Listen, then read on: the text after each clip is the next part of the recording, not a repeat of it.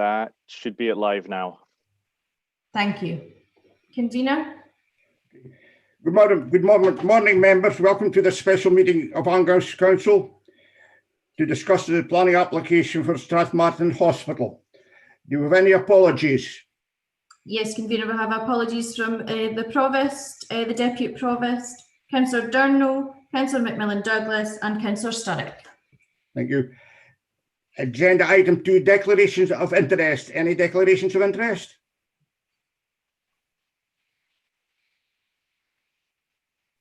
No declaration of interest. We'll move on to agenda item 3, the predetermination. This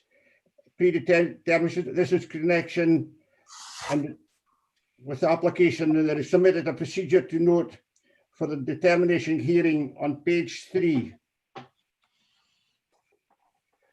Moving to page 3, item 1, presentations to be made by the relevant officer for the application.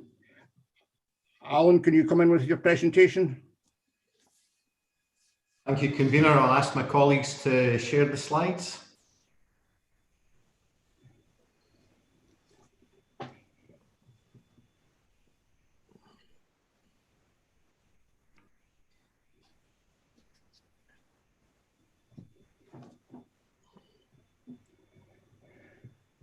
Thank you. And if we can move on to slide number 2, please. So as you've said, Councillor Longare, this is a planning application that relates to the former Strathmartin Hospital, which is on the outskirts of Dundee. Moving on to the next slide. Now, this is a very particular type of planning application. This is an application that's made under section 42 of the Town and Country Planning Act. That's significant because it's an application to develop without complying with conditions to which a previous planning permission was granted. And the legislation is quite clear that for applications of this nature, what we're required to consider is only the question of the conditions to which the planning permission should be granted. So we're not being asked to reconsider the principle of the development here. What we're looking at is the conditions that apply to that development. Moving on to the next slide, please. So members will have noted from the report that a previous application was considered by Council in 2014, December 2014. And at that time, Council resolved to grant planning permission in principle for the development of 224 dwellings and the associated works at this site. That development was approved contrary to the development plan for the reasons set out in the report. And that was to do with the significant environmental benefits, the safety improvements that would be associated through seeing a derelict site redeveloped. That application was referred to Scottish ministers, and Scottish ministers subsequently confirmed the Council's decision in April 2018. So the circumstances that we're faced with are that we have an existing planning permission for the development of this site. That permission remains extant until April next year. It can be implemented up until that date, and it's important to recognise that permission is not affected by any decision on the current application. That permission remains, and it remains extant. What we have today is an opportunity to review and update the planning conditions for the proposed development, taking account of changes to the development plan position, the Council's supplementary guidance that sits behind the development plan, and any other material considerations that we're faced with. But to emphasise, the baseline position is there is a planning permission for the development of 224 houses on this site. This application proposes the same development. We're not reconsidering the principle of that development. We're only looking at the conditions themselves. Next slide, please. So for those members that aren't familiar with the site, just a location plan that shows the locality. In the middle of the screen, we have a green line that shows the Dundee city boundary. So you can see the application site identified with the red arrow, and it's sitting about 500 metres north of the Dundee city boundary. The yellow arrow on the screen identifies properties at Ashton Terrace, and members will note that we have representations from a number of residents in that area in relation to the application. Also of note, the purple arrow identifies Craigmill Road. That's the public road that runs along the southern boundary of the application site, and the roadway that would provide the main access to the development itself. Finally, on that slide across at the left-hand side, you can see the blue arrow, and that identifies the location of Strathmartin Primary School. And again, that's something that we'll look at as we move through the presentation itself. If we can have the next slide, please. So there is the existing planning permission, and this is a drawing that was considered by Council when it previously considered the application in 2014. We have two images on the screen. On the left-hand side, we see a drawing that shows the site as it exists at the present time. The burgundy tone shows the buildings on the site. The burgundy buildings are buildings that would be demolished as part of this proposal.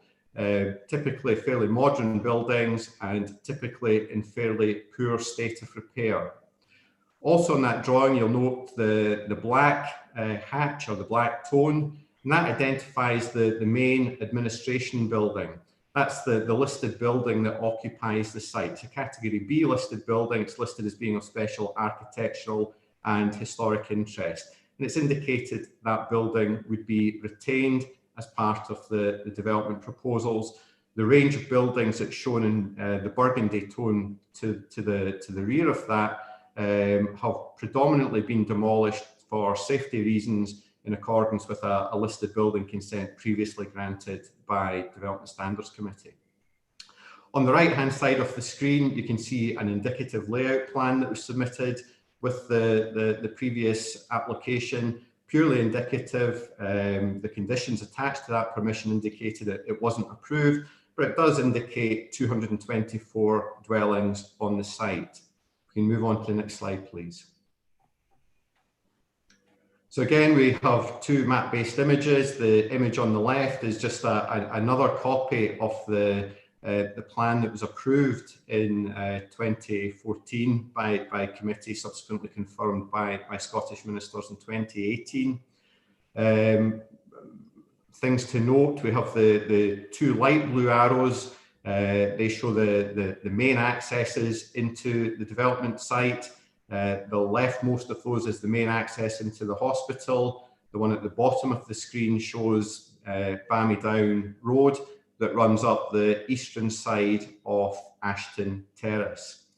The yellow arrow shows the administration building, the main listed buildings on the site.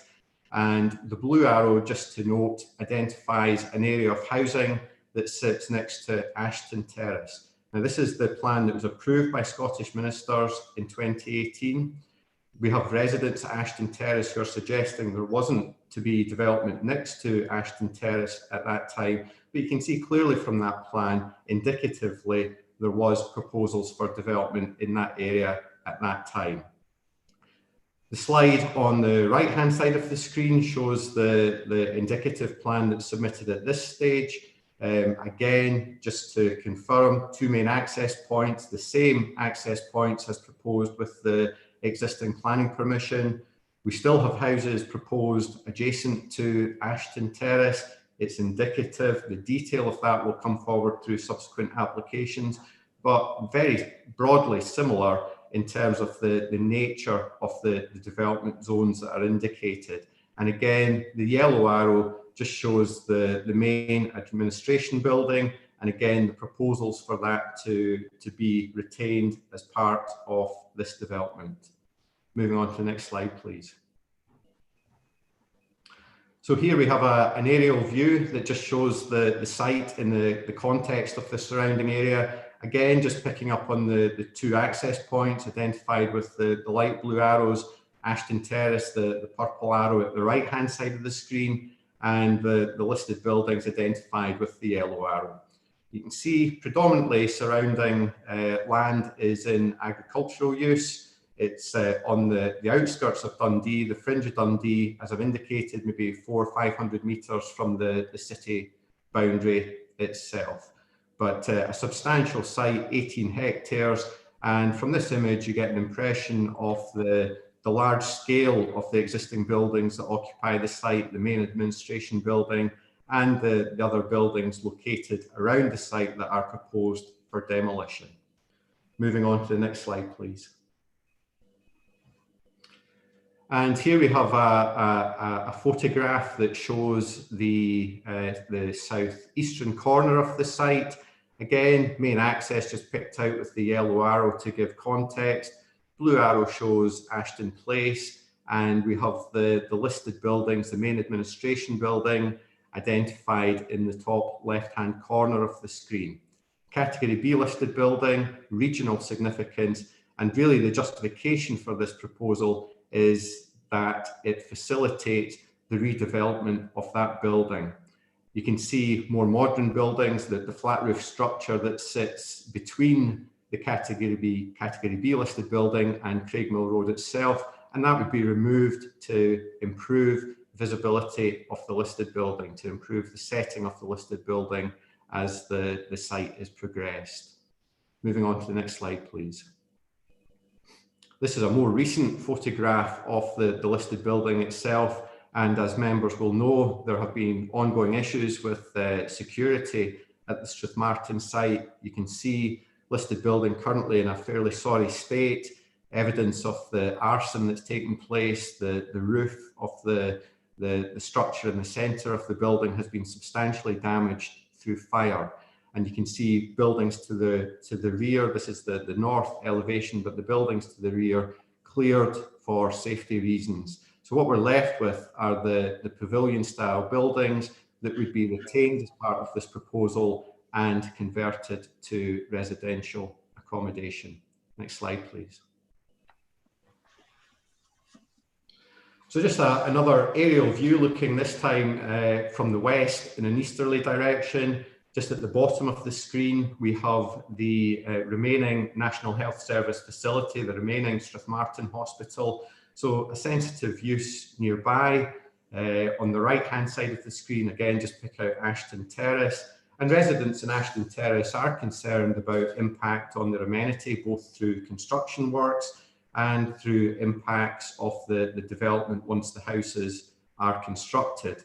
Members will note that we are proposing conditions consistent with the 2018 planning permission that safeguard amenity in terms of noise, require a construction management plan, so issues such as dust are addressed. So there are conditions there that seek to safeguard the amenity of those in the surrounding area.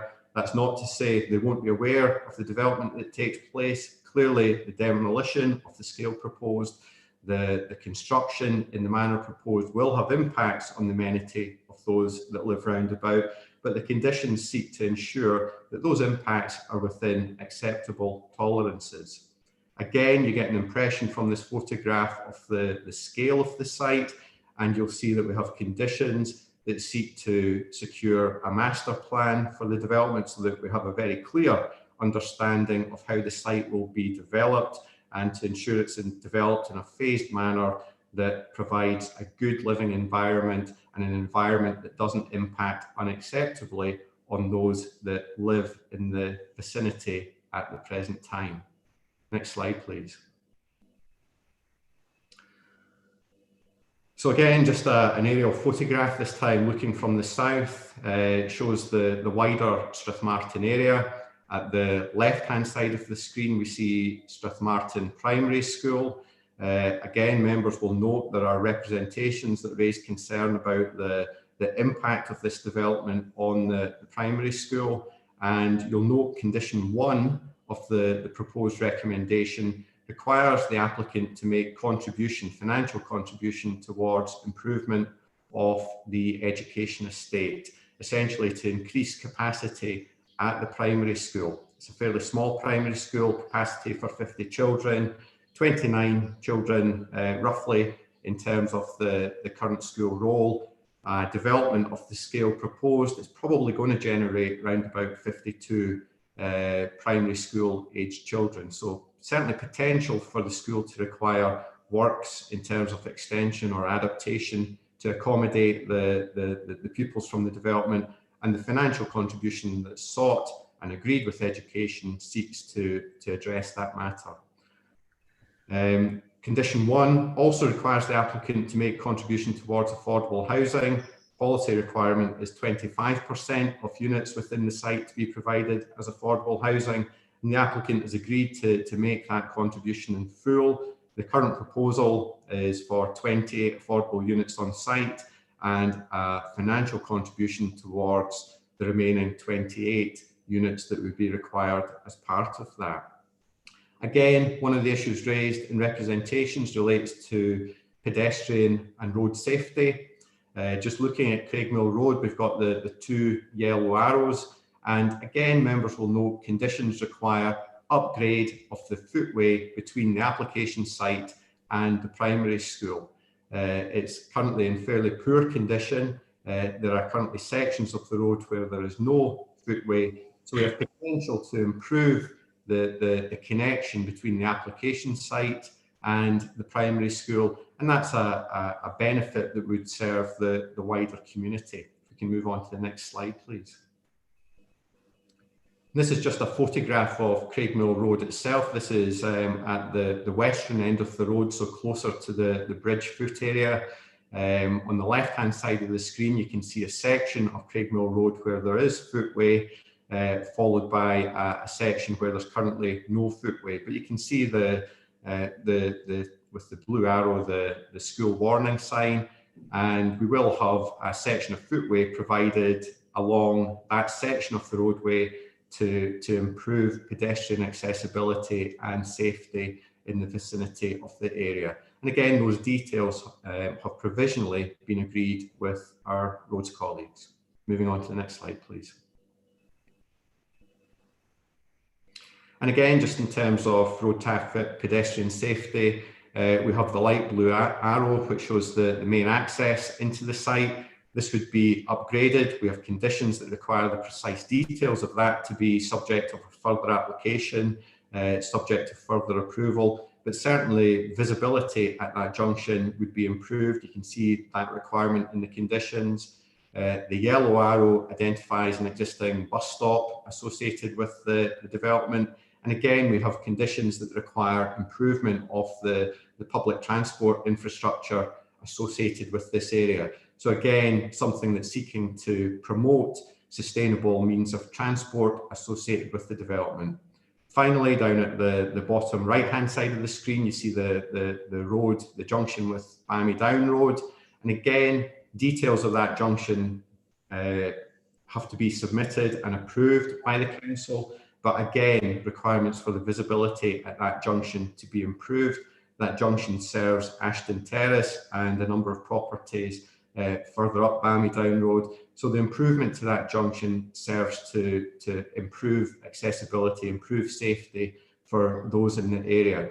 There's no doubt 224 houses are going to generate significantly more traffic on Craigmill Road, but to remind members, the baseline position that we're looking at here is an existing planning permission that allows for those 224 houses. Council's previously accepted that position. That position has been accepted by Scottish ministers, and that position doesn't change with the application that we're looking at today. Next slide, please.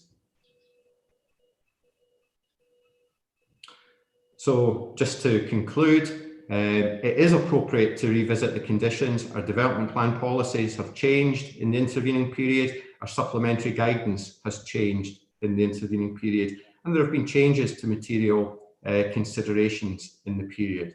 We still have conditions that require contributions towards education. We have a full contribution in accordance with our supplementary guidance towards costs associated with necessary upgrade of the primary school, and we have a condition that requires the 25% contribution towards affordable housing.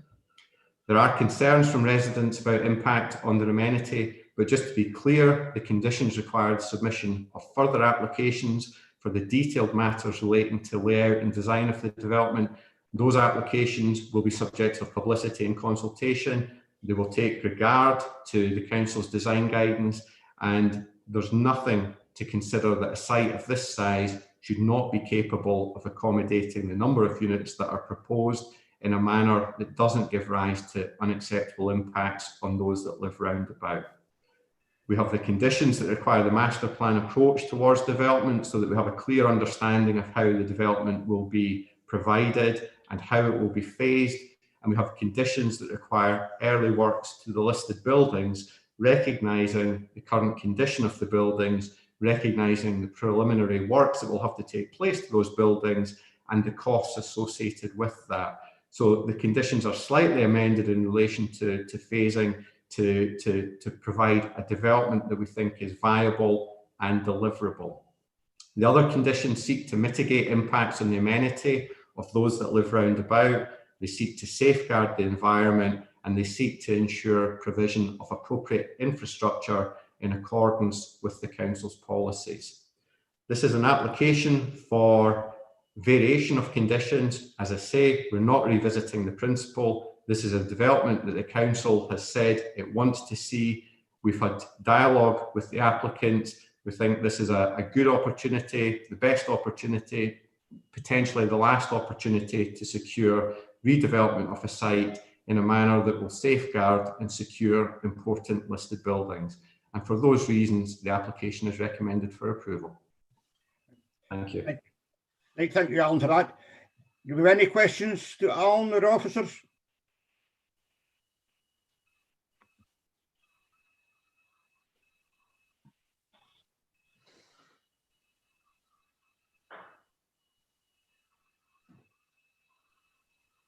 Oh, sorry, I've just realised I was on mute. Sorry, Councillors Devine and Hands.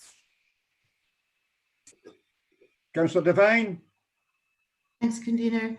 I'd like Mr. Hunter just to tell me that, given that there's quite a lot of houses, 4, 5 and 6 bedroomed, do you think that 52 spaces at the school is actually going to be sufficient? And on top of that, I'm not really very familiar with the school, but I'm wondering if there is enough room around it for the extensions that would be required. I have another question, convener, on the footway.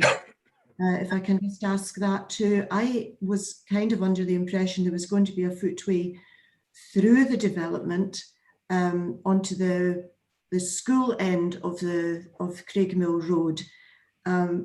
Because I am really quite fearful about this pavement on that very narrow road with young children who quite often don't pay attention. So was there any idea of putting a footway through there? Thank you.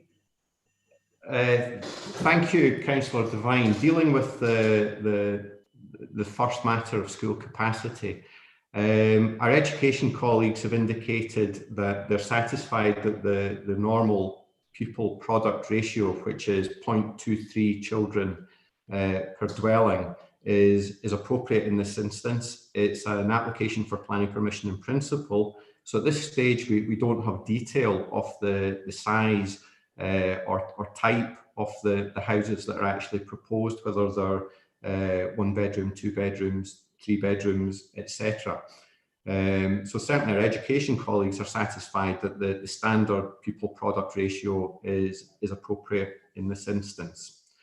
The school does have a fairly limited curtilage, but again, our education colleagues are satisfied that the financial contribution that's sought is appropriate, and that's consistent with the approach that council took in 2014 when it approved the baseline development. So the baseline that we're dealing with here is a situation where we have an approval for 224 houses. That baseline doesn't change in terms of determining this application. Dealing with the footway, again, the improvement to the footway on Craigmill Road is the proposal that was put forward with the 2014 application. As I understand it, the applicant doesn't control land between the development site and the school. It's about 650 metres between the site and the school itself. So the proposal that was put forward in 2014, accepted by council, was the upgrade of the footway on the carriageway. Our roads colleagues have looked at that and they've indicated that it's broadly acceptable. You'll see that conditions attached to the planning permission require things, condition 3 in particular, I think it's maybe 3C, requires provision of a residential travel plan. So as proposals come forward for the development of the site, there are requirements to provide the travel plan, which will include measures to promote sustainable transport modes that could deal with things such as the movement of children between the application site and the primary school itself. Thank you. Councillor Hans? Thanks, convener. Alan, I have quite a few questions for you, probably. First of all, I note that the current application, you've expressed it very clearly, this is a variation in conditions.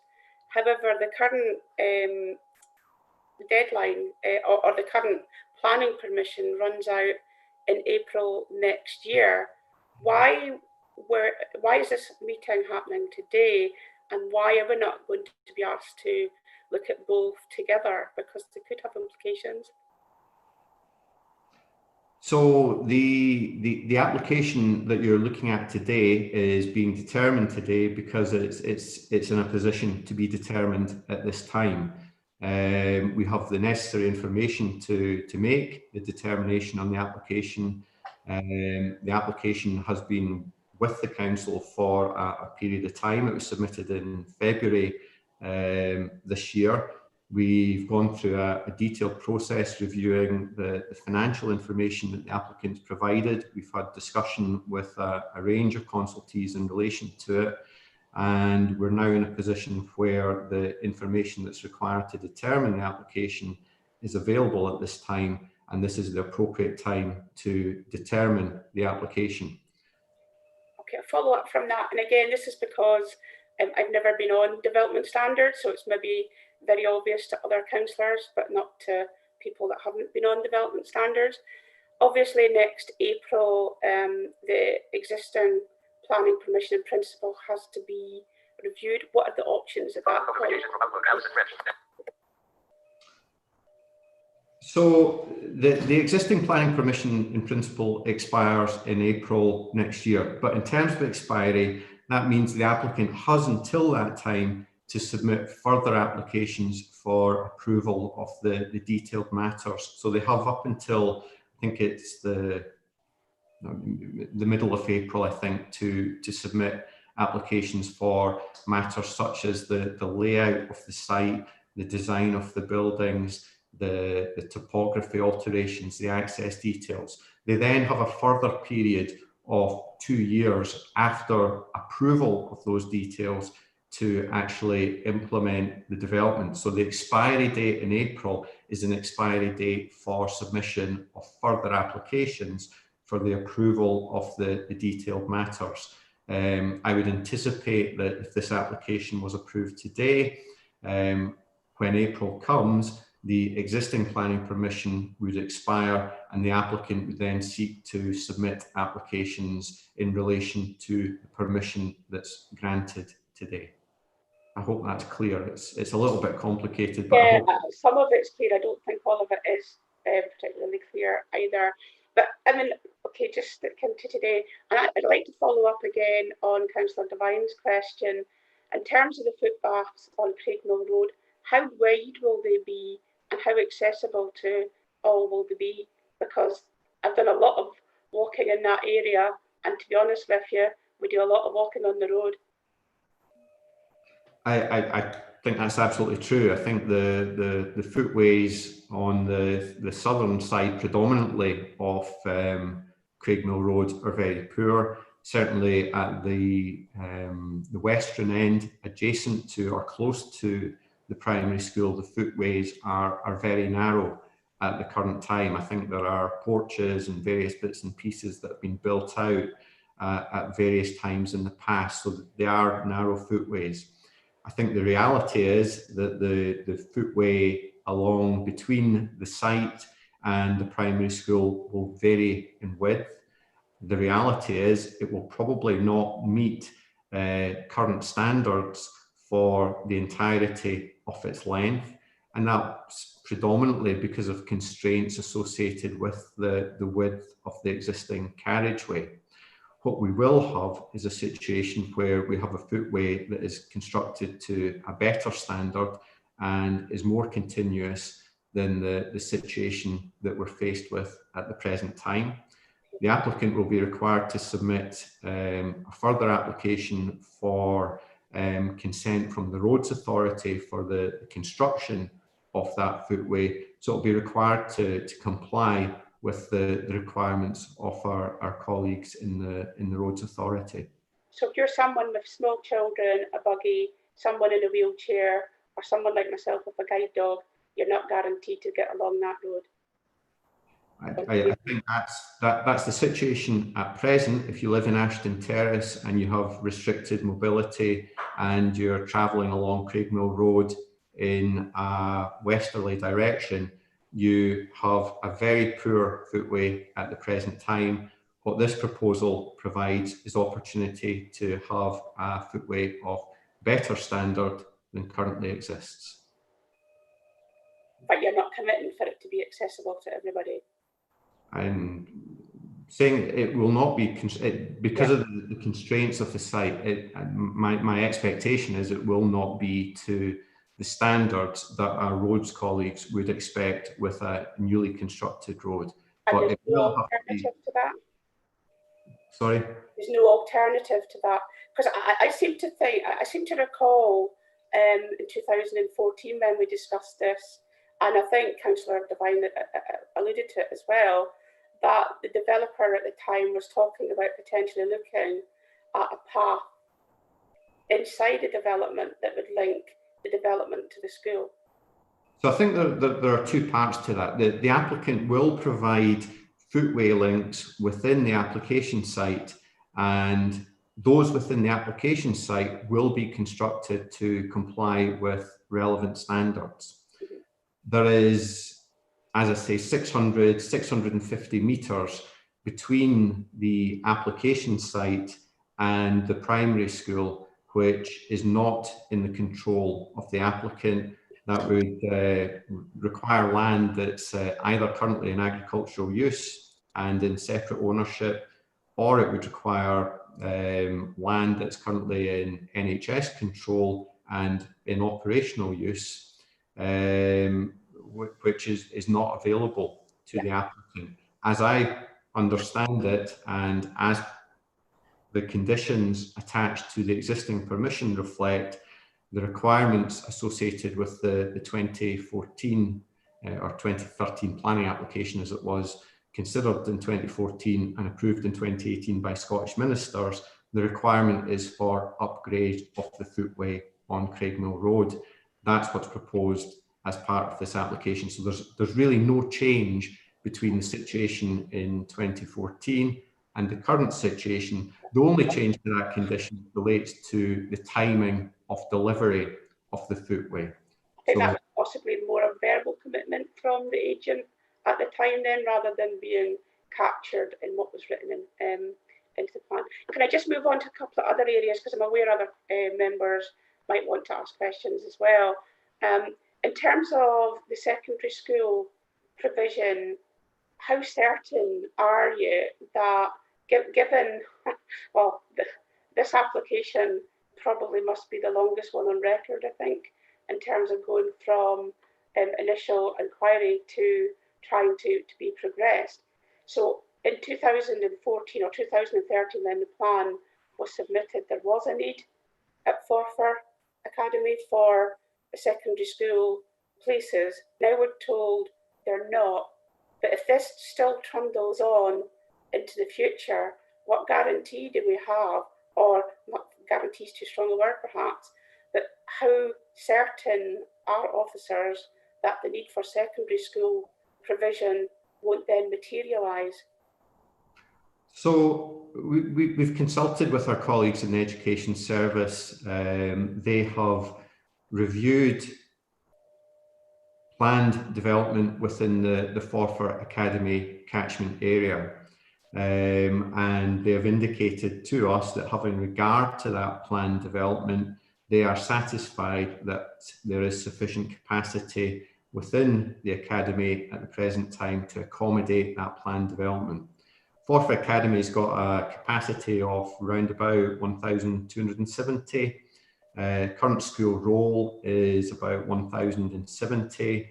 And again, using the standard pupil product ratio that our education colleagues use, this development would be anticipated to produce around about 38 secondary school pupils. So certainly within the current capacity at the Academy, it's reasonable to conclude that this development, another planned development within the catchment, can be accommodated. I think the other thing to bear in mind in relation to this site is that it is very close to Dundee. Baldragon, I think it is, secondary school is little more than about a kilometre to the southwest. There are other schools within Dundee as well. So there is at least the potential that some of the children, either primary or secondary school from this development, might go to other schools that are in the locality. That's not really the current practice at present, though, because it's usually either Forfar Academy or Moneyfief High School, and we know the problems of overcrowding we have at Moneyfief High School. Yeah, I was going to say, notwithstanding that position, our education colleagues are satisfied that there is capacity at Forfar Academy to meet that development. Again, this permission, if granted, lasts for a period of 3 years. If it's not implemented within that time, we have opportunity to review that situation again. Right, okay, I'm going to move on to my final question. And again, I'm not sure, it relates to the affordable housing aspect of it, and I suspect that might not actually be something that we can discuss again today, is it? Is that in the old application, or are we allowed to look at the affordable housing element again? The affordable housing is a conditional requirement of the existing permission, so it's perfectly legitimate to look at it in this context, again, depending just exactly what aspects of that we're looking at. Right, okay, well again, it's just the question, affordable housing in South Angus, in my ward in particular, tends to be commuted literally to affordable housing, so you know, the house is available at a lower cost once, and then it's lost. It goes right in to the private housing sector. So again, I would like to ask, are we potentially looking at any social housing, or is it still the same pattern of affordable housing, meaning sort of mid-market pricing for housing? So the condition 1 of the planning permission requires 56 or 25% of the total number of units that are provided to be made available as affordable. So at the moment, the applicant is indicating that 28 of those would be provided on site, and that a commuted sum would be made to the council for the remaining 28 for the council to use as it sees fit to provide affordable housing elsewhere within the South Angus housing market area. So that would be, the condition requires a legal agreement. We have a standard legal agreement that's negotiated between our housing colleagues and our lawyers and the developer, and typically that requires affordable housing to be made available in perpetuity, rather than just a one-off delivery. For the 28, but not the 56? For anything that's provided as affordable housing. So we would have the 28 units where there's a commuted sum, which would be entirely within the council control, and the 28 that are provided on site. Again, the legal agreement would typically look for those to be provided as affordable in perpetuity. All right, that makes a change from elsewhere within South Angus, I think. One final question is, obviously we're looking at the 28 houses in the one location. And again, why is it not possible to split them up throughout the site? Why should it be one set of houses one place and one the next? So again, I think it's important that we recognise this is an application for planning permission in principle. So the detail that we're looking at the moment is indicative. Therefore, it's not at this, we're not determining at this stage where the affordable housing is going on the site. What I would say is that affordable housing providers, so housing associations, dare I say the council, tend to quite like to see affordable housing provided in clusters. It makes it, I guess, easier in terms of operational management. So that's something that's not uncommon in the developments that we see. There can be occasions where sort of pepper potting development is desirable. And that's typically in larger scale developments where you really do want to avoid creating very large clusters where there are, concentrations of one type of affordable housing. But in a development of a couple of hundred houses, a cluster of 28 or so is not uncommon in terms of applications that colleagues in Development Standards Committee would typically see. Okay, thanks very much, Alan. Thank you. Okay, Convener, we have councillors Brays and Whiteside. Councillor Brace first then. Yes, thank you, Convener. Members of the public and indeed councillors might be concerned that the developer could come back to us in the future asking for still more changes or dilutions to anything we may agree today.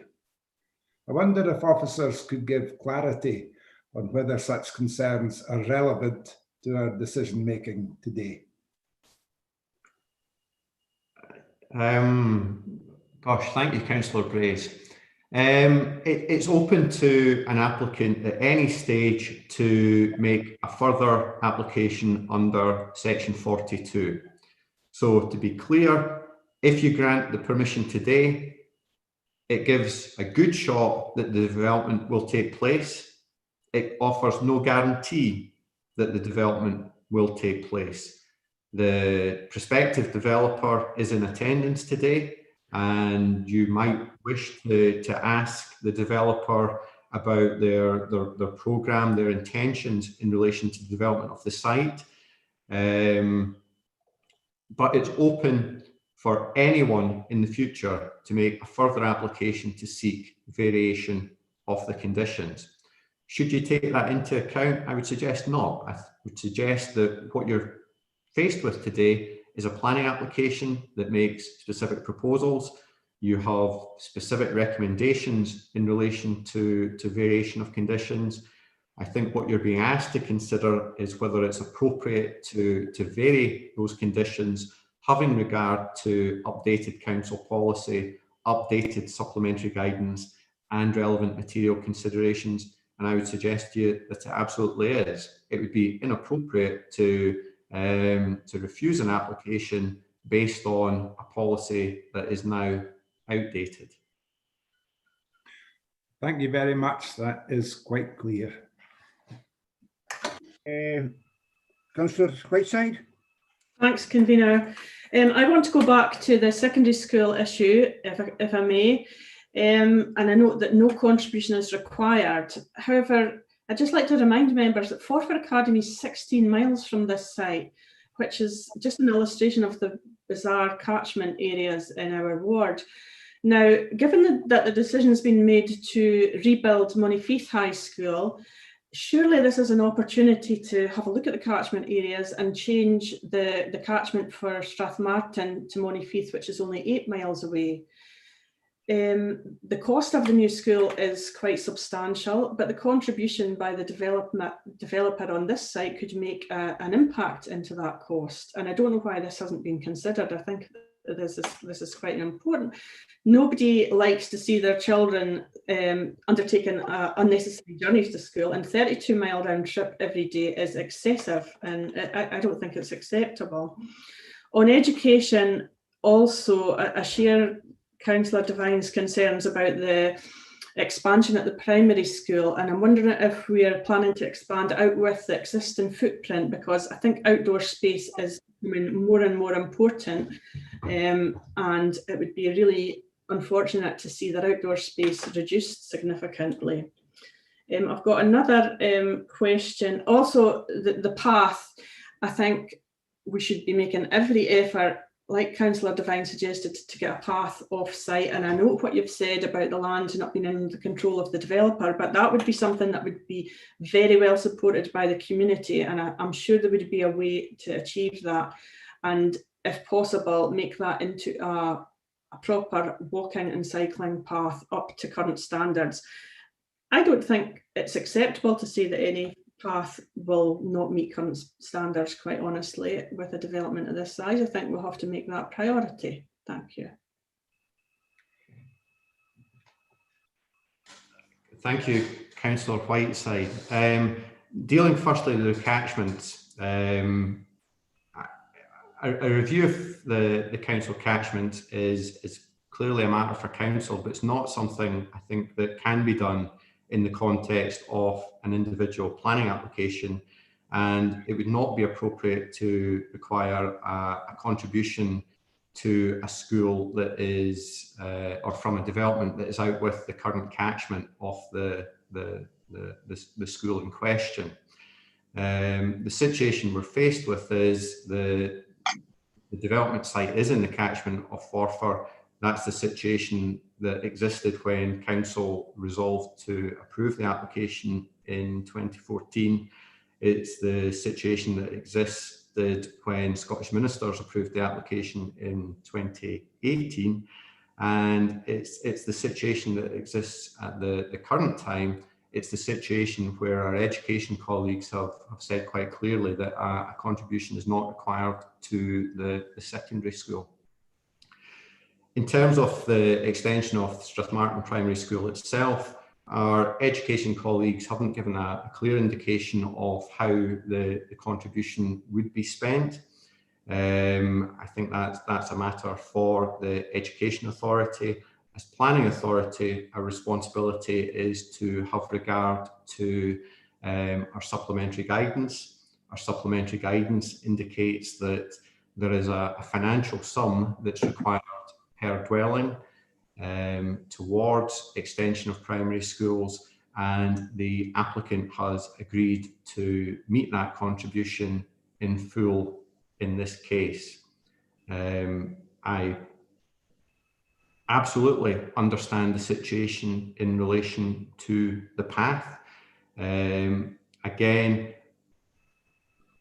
I think the position that we have to deal with is the baseline position that exists in terms of the current planning permission in principle. That planning permission in principle requires upgrade of the footway between the site and Strathmartin Primary School on Craigmill Road. As I've indicated, that will require a further application for my roads colleagues will clarify. I'm not sure it's roads construction consent, but certainly a road opening permit for the works within the boundaries of the road, and it will be a matter for the Roads Authority to determine the acceptability of the design and detail of that footway. Any more questions, Stuart Officer? Convener, we have Councillors Moore, Speed and Cheap. Councillor Moore. Thank you, Convener. I've got 5 questions. Oh, goodness me. Mr. Hunter, are the buildings that are to be retained safe and structurally sound? You've said that there have been fires in them and vandalism. Are they still viable? Our understanding is yes, they are. Right. And once the development starts, how long would you estimate it would take for the whole site to be developed?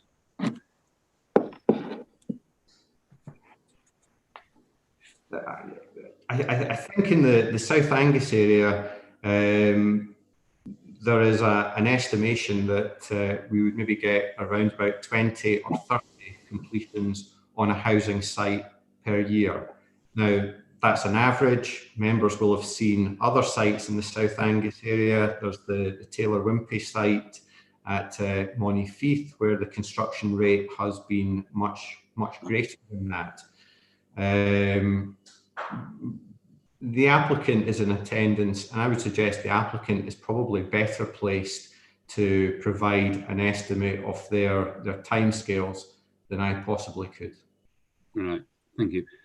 And referring to paragraph 9.36, it says there was no presence of red squirrels, which actually surprises me considering the area. What would be the situation if they were subsequently discovered?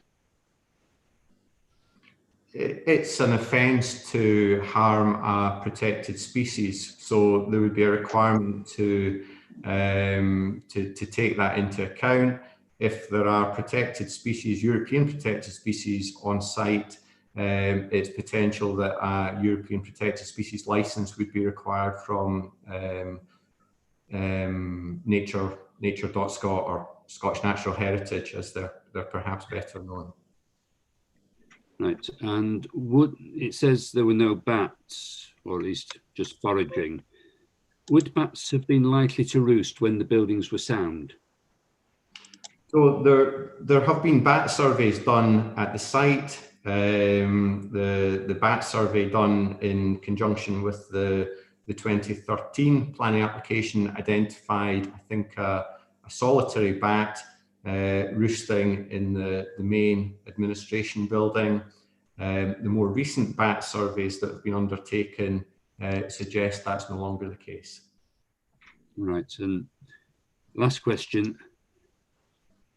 We've got 28 units that are affordable housing on site and 28 for which we're accepting a commuted sum for alternative accommodation. Do you think that the amount that we're getting will provide 28 properties off-site?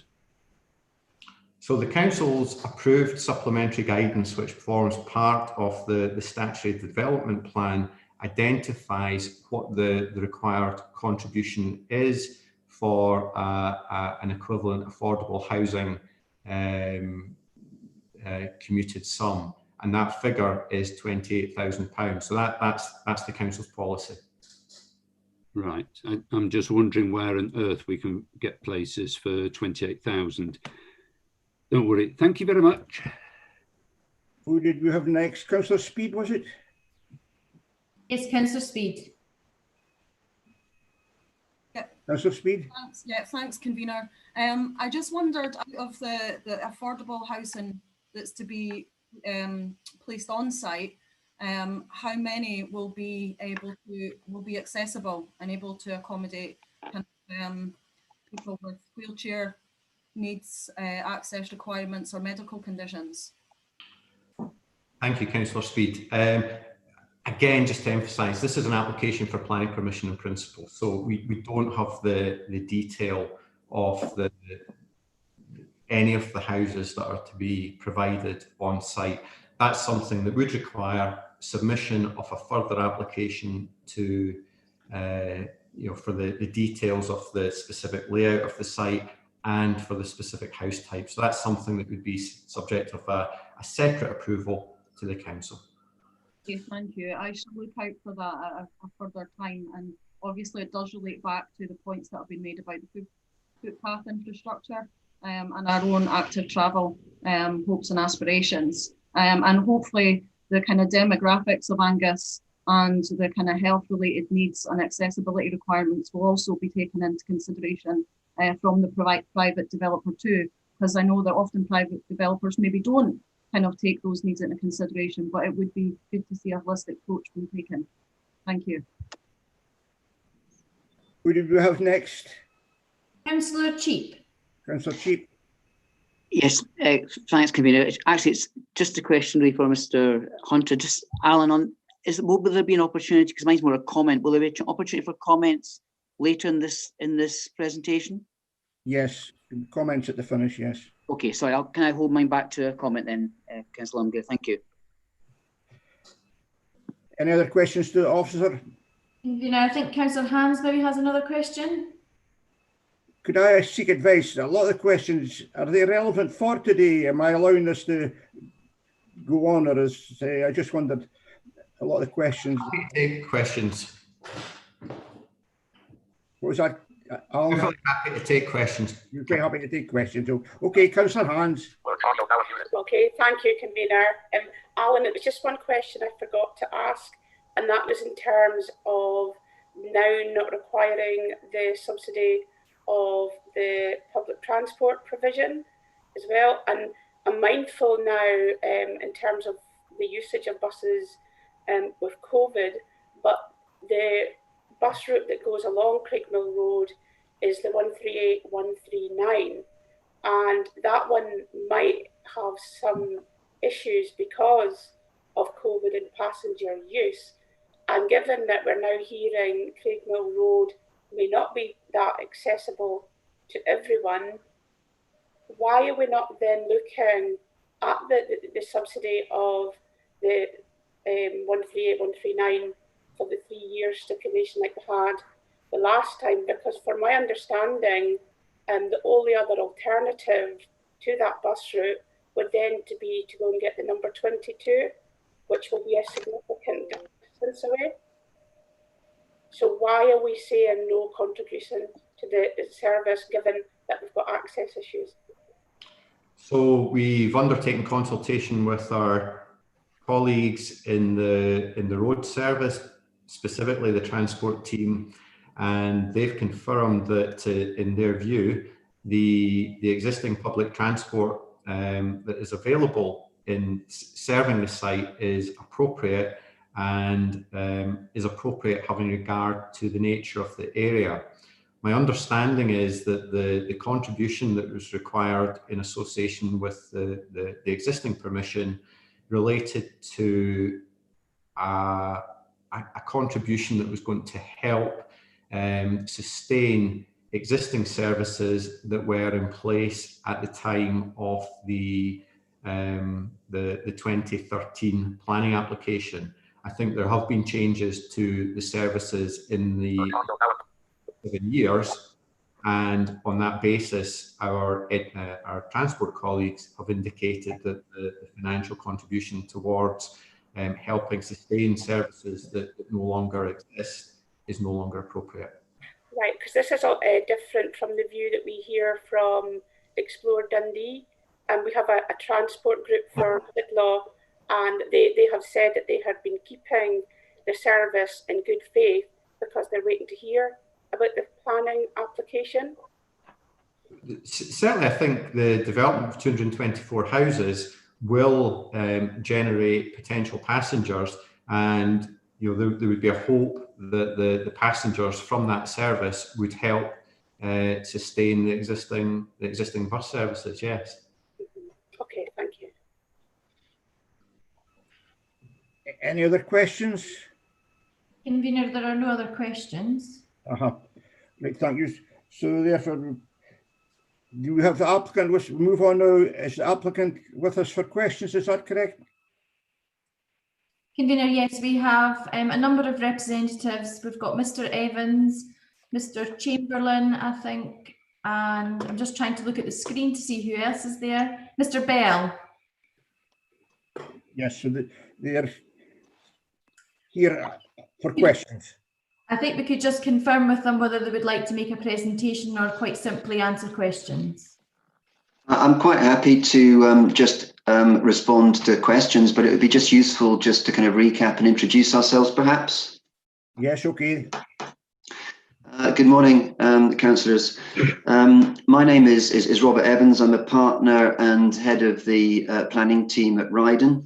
My former practice, Muirsmith Evans, was agent for the original application, and I've maintained continuity through the years and now represent Chamberlain Bell, who are the applicant and the developer for the application today. Mr. Chamberlain and Mr. Bell are both here, and they will introduce themselves in a moment.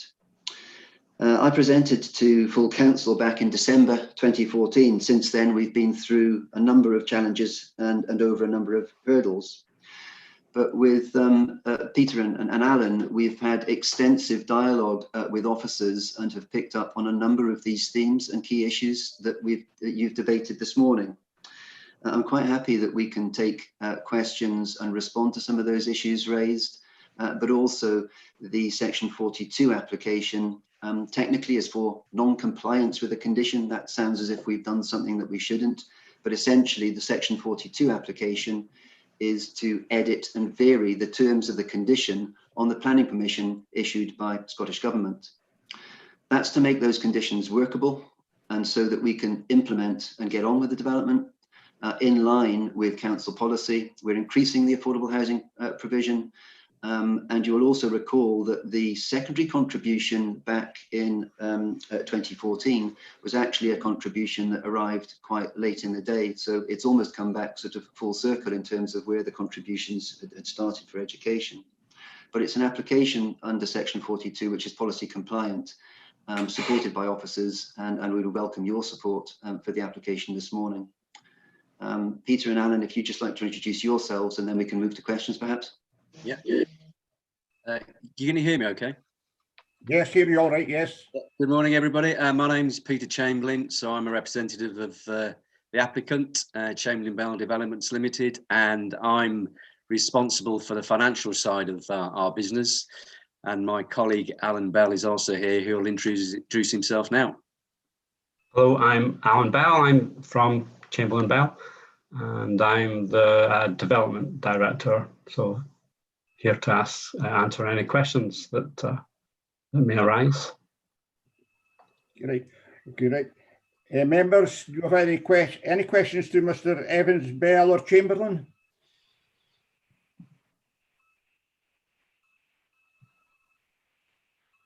Everybody hearing me all right? Yeah, we have councillors Moore, Braze and Devine. Okay, Councillor Moore, was it first? Thank you, convener. Just to ask my question of the applicant that I asked for Mr. Hunter, what sort of timescale would you expect the development to take from start to finish?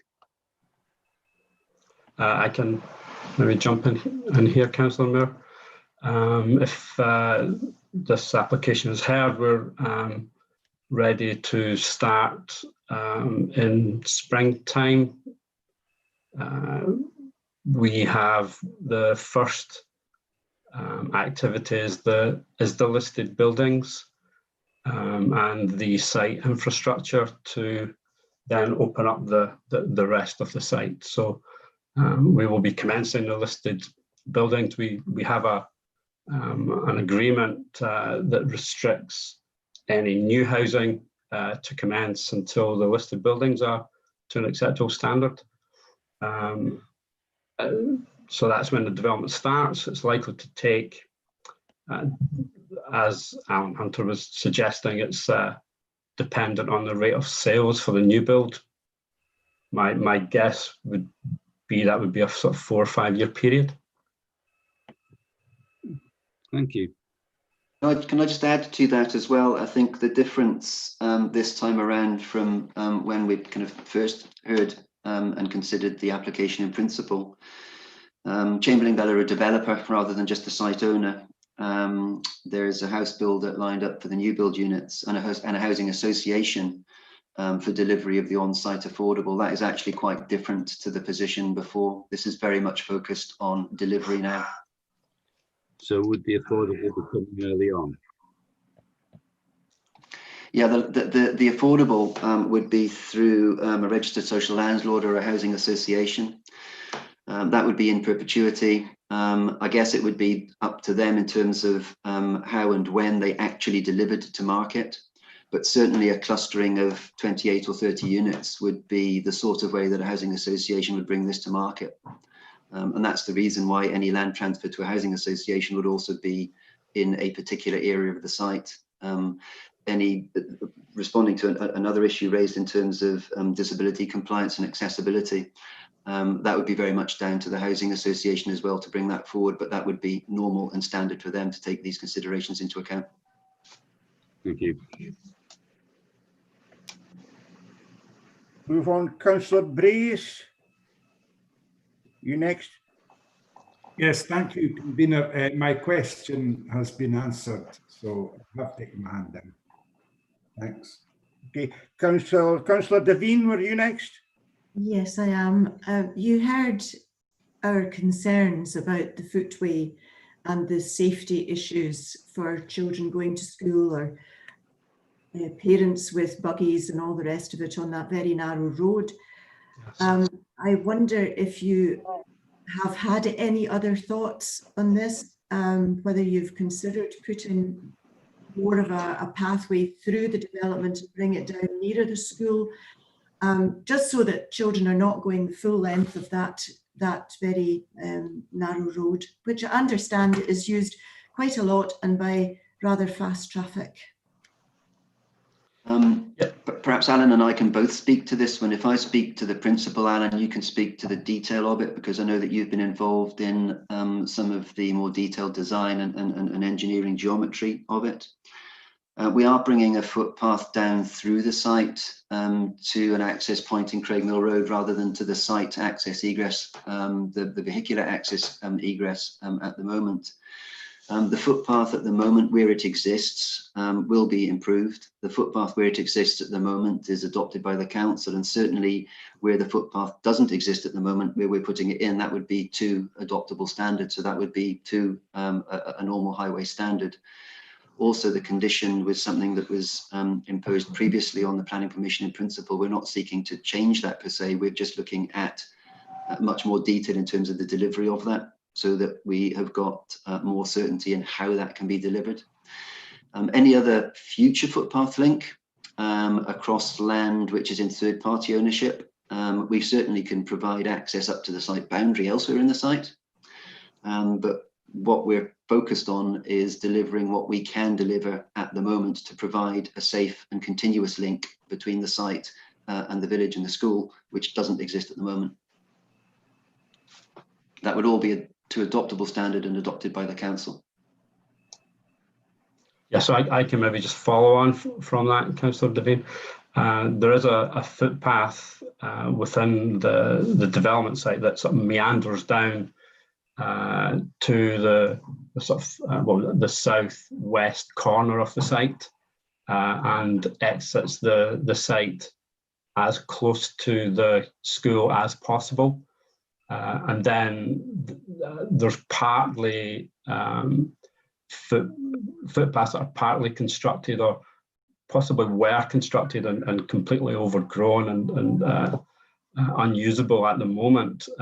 They will be upgraded, and new footpaths where they don't even exist at the moment will be provided to adoptable standards. And we have been in discussion with Andrew Barnes from Transport to agree a provision in principle subject to full approval of the final design of the footpaths. Okay, thank you. I mean, you've heard our concerns, so I'm sure we'll keep them on. I hope so. Thank you. Any other questions? No other questions, convener. Okay, right. Thank you for answering those questions, Mr. Evans. Move on now to part 2, comments. Members, we'll move on to comments of the application. Any members with comments? Convener, we have Councillor Nicholl. Councillor Nicholl. Thank you, convener. This site at South Martin has lain derelict for many years. It has been subject to frequent vandalism and fire raising, with great concerns to the locals. As Vice Convener of Development Standards, I welcome this motion with amendments to the original development conditions and the relaxation of the financial obligation to Angus Council Education. These amendments should allow this development of 224 houses to proceed. Thank you, convener. Any other comments? Convener, Councillor Cheap. Councillor Cheap? Yes, thank you, convener. Can you hear me okay? Yes. You can.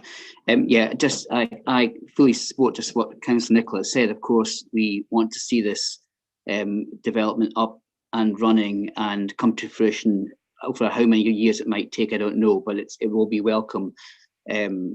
So that is one thing. I think, though, however, I would like to go back and just comment and support what Councillor Whiteside has said regarding the school provision and the impact on both Strathmartin Primary, and more importantly, I think the impact for any children there completely. I'm staggered, frankly, as a councillor, to think that we as a council are just sitting back and saying that we are prepared for children to make a 32-mile round trip to a school and say that there is adequate provision at Forfar Academy to take 35 secondary pupils or however many is required. We have significant development growing in Forfar, as we know at the moment as well, which is going to put pressure on Forfar Academy. But I would have thought that our education colleagues would have been thinking a bit more out of the box here and said that clearly the best solution here would be for children from this development to be targeted towards Moneyfeet High School when it's developed.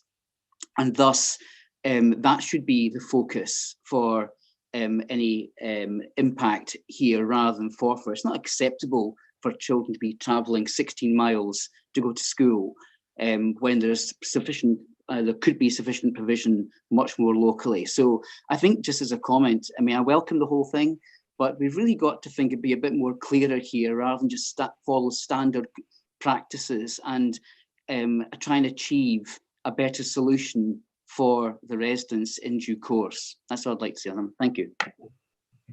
Any other comments? Councillor Fairweather and Councillor Brace, convener. Councillor Fairweather? Councillor Fairweather?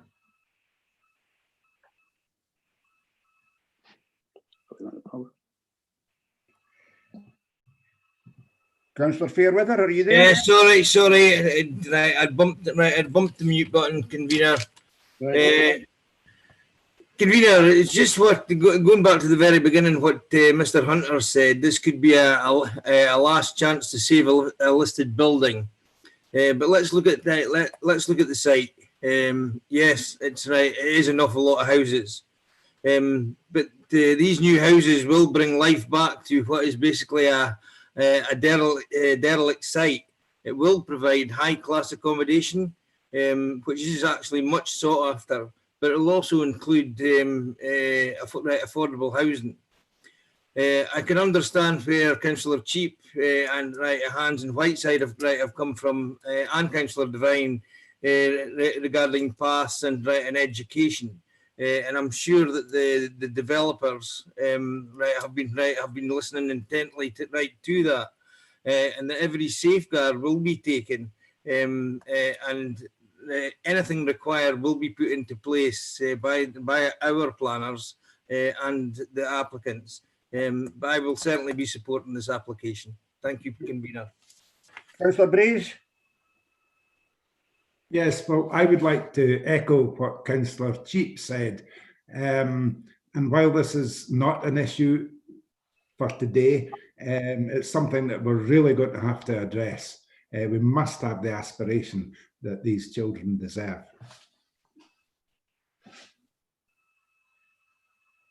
Okay, is that you, Councillor Brace? Yes, thanks. Any other comments? Councillor Hans, convener. Councillor Hans? Thanks, convener. I just think this application is a catch-22 one. Obviously, the site is there and it's not safe. So in terms of safety alone, I think something does need to be done with it. However, reading through the papers, I have to say, my immediate thought was, we're shaving off a square peg to fit in a round hole. And yet again, my constituents in the ward are not getting a very fair deal compared with other housing developments in Angus, and I think that's sad. Active travel, well, maybe depends if you can fit on the pavement, which concerns me and worries me. I just feel that, you know, the whole premise of this as well, and you know, in 2020 when we've had Black Lives Matter, we're talking about a listed building here that celebrates having kept young children with disabilities out with the communities in which they lived, albeit it's a different time now than it was then. But really, why are we even bothering about this listed building? You know, we're talking about the value of statues. What about the value of some listed buildings as well, and what it says to local people? So what we're going to tell the residents in Strathmartin, old and new, is, well, you can get the use of the path if you're able enough to use the path. But oh, by the way, we've got an ancient building that celebrated horrific times, and we're going to keep it because it's seen as important. What a strange message we're sending to the people of Strathmartin today. Okay, thank you, Councillor Hans. Any further comments? Can I make a comment? I mean, can we as an applicant make a final comment or not? Or are we allowed? Convener. Beg pardon? Councillor King, comments? Yes, I've been waiting to come in. All right. I mean, I recognise what the difficulties are with this site, but this site has been lying derelict since 2003. It's a target for the local vandals. We've had fires in there consistently. And it's only by a lot of work by the local police and the local fire brigade that these are actually being semi-kept under control. We have an opportunity here, and I can't remember whether this is the third or fourth developer that's had this site, to get something done on the site. Now, I have recently had experience of having a look at Chamberlain Bell's work. They've tackled a similar sort of site, much smaller, at Little Kearney in Arbroath, where they have put in a significant number of high standard houses, round about, again, a listed building that was an old hospital. I have every confidence that this company can deliver what they're talking about. And we've got to be realistic in this situation. If we don't agree these variations in conditions, we might as well condemn the residents of Strathmartin to another 17 years of damage and vandalism and a derelict site going to rack and ruin. We have an opportunity here to build really good high-class housing and attract more people into Angus, paying more council tax, and we can cover that. The main problem with the education system is the fact that Dundee City Council will not talk to us. They will not agree a cross-border allocation for schools. They will not allow Angus pupils to attend their schools. This all started in 1996. The people of that area went to Harris. Dundee City Council, when it became a unitary authority, said, no, you're not, you'll have to take them somewhere else. And that's the big problem in this area. When I lived in England, I lived in Cheshire, but I went to a school in Lancashire. That was in 1956. Why can't we in 2020 get similar agreements between authorities who have bounded each other and have schools much closer, where the kids from that area could go with no problem at all? And then we could possibly have similar arrangements for the kids in the Broughty Ferry area that want to go to Moneyfeith. But that's where we've got to go, not shouting about the sort of situation. It's a situation that's been forced upon us that these kids have got to travel long distances, not a situation that Angus Council wanted. Right, thank you for that, Councillor King. What of advice can the applicant allowed to come in and speak again? Can I seek advice on that? Convener, in terms of our procedure, the applicant has presented their case. I think that we would have to leave that as a matter for yourself, whether you feel it's appropriate for them to come back in. Yes. Okay, well, I feel this is a significant application and I have no problem. Mr. Evans, would you want to come back in? I will allow that. Thank you very much. I think it was Peter Chamberlain that wanted to address you just as a point of clarification. So Peter. Thank you, Councillor. It was just to say that a bit of misunderstanding perhaps with the footpath. It will be a perfectly usable for all footpath, including people in wheelchairs and etc., Councillor Hand. So I hope that alleviates your concerns about that. It will be a standard footpath that will be provided, which isn't currently there. So it'll make a big difference, I think. I mean, myself, I'm a father, Alan's a father, and so is Robert. So we've all got children and care about children's lives. Okay, right, thank you. Now, any further comments from the members? Convener, we've got a few. Councillors Swan, Hands and Whiteside. Okay, Councillor, go on. Thank you, Convener. Just with my Convener education hat on, I would just like to say that, you know, once we're further down the road with the Montefieth consultation and look at the project there for the school, I'm sure that the boundary changes can also be looked at or certainly consulted on. So I would just like to give that assurance that we would certainly be looking at these kind of things in the future as soon as Montefieth High School is on the table. Okay. Right, thank you. Councillor Hans.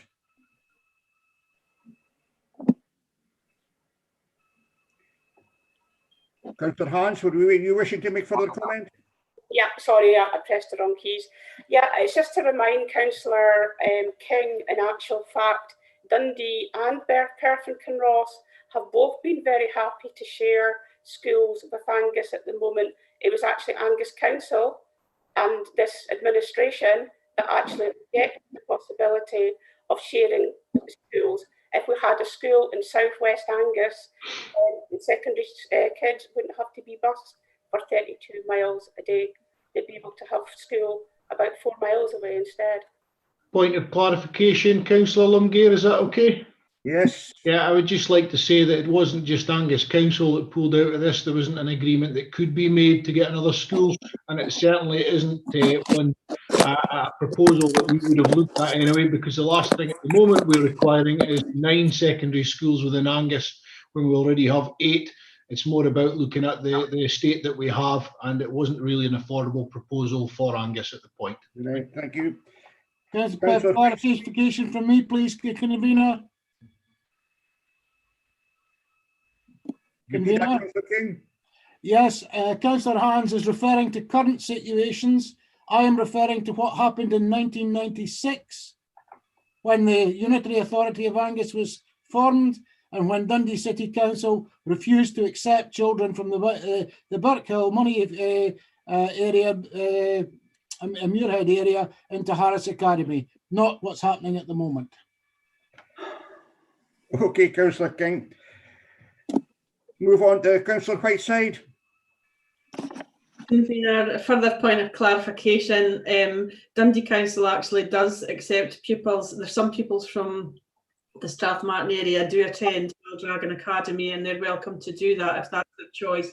Although I think it is a bit of a dereliction of duty of Angus Council to assume that the pupils will go to a Dundee school and help them from their obligations. And I do think that the Montefieth solution is one that we should look very seriously at. Okay, right, thank you, Councillor Whiteside. Any other comments? Convener, can I just clarify, Councillor Hans still has her hand up and Councillor Wan as well, just to clarify whether they wish to come back in. No, okay. I think that, Convener, no more comments. Well, I'm sorry, I would like to make one little comment, if I may. Yes, okay, Councillor. Yeah. Listening to all the stuff about the education and things, here's hoping we can move as we move forward a little bit like the nurseries, where when we're doing the schooling for people between ages 2 and 5, they can actually go anywhere. So here's hoping that we can maybe look at a pragmatic view as we're moving forward. If it works well for kids between 2 and 5, there's no reason why it can't work. And let's take a logical and adult view on this and see, just back to what Councillor King said, let's see if we can try and move forward and get this sorted out, because it does seem crazy what's going on here. And let's see if we can stop the battle between between the different, not boroughs in this occasion, but the different regional council authorities. Thank you. Okay, right, thank you. No further comments? Well, I'd like to thank you all for the comments and maybe deviating from the path a wee bit, but however, if there's no further comments, I would like to move this application for approval. I think there's only 3 of us around the table that attended the first site visit at Strathmartin, which I think must be at least 10 years ago, but Councillor King will keep me right here. And then another site visit 6 years ago. And in between it has come to enforcement cases most of this time. So again, I am delighted to move this application for approval with the conditions attached. Is that agreed? Agreed. Agreed. Thank you. So that'll be the end of our meeting, and thank you all for your attendance and your input. Bye. Bye. Okay, thank you very much. Thank you, convener, and well done. Thank Bye. you. Bye-bye.